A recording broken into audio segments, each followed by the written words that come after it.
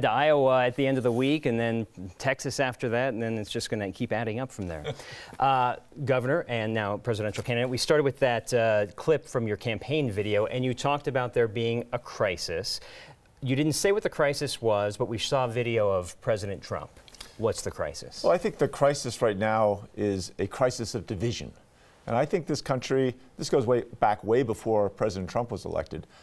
I think we're facing the worst divided consciousness, right? The entire country is divided as bad as it's been since the Civil War. And I think what we've done in Colorado again and again has been able to show people that we can take on the really challenging issues, bring people together, and then actually get things done and get things accomplished. You talked about that when we saw you in Iowa a week and a half ago. You told this room that you're a doer, that you can bring people together in the same room. Is that what's missing from Washington right now? As someone who says, all right, House leader, Senate leader, get in this room and get it done, is that what's missing? Well, I think that's part of it. But it's also that executive experience that I have, right? I ran restaurants for 15 years, and then I was a mayor for 8 years and a governor for 8 years.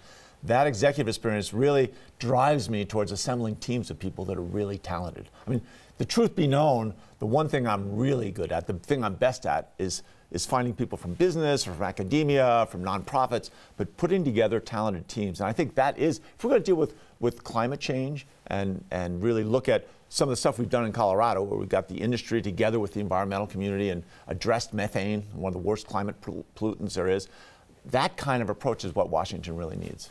There's already a dozen candidates out there. Where do you swing on this? Are you farther left than all these candidates? Are you comfortable calling yourself progressive? And when did that happen? Well, I think I resist all the categories. I think most of the voters resist the categories as well.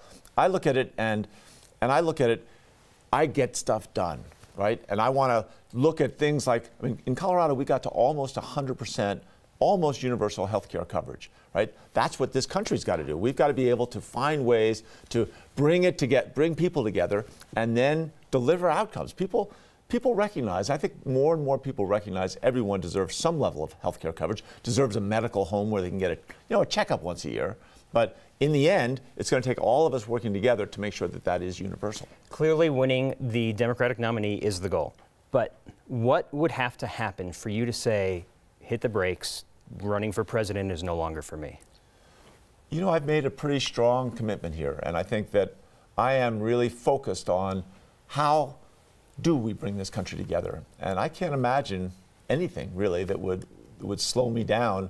When I've been out talking to people in Iowa and New Hampshire and Florida, Georgia, New Mexico, again and again, people come up and say, you have gotten a lot of stuff done. And, so many people in Washington now, they're fighting, they're accusing each other, pointing fingers.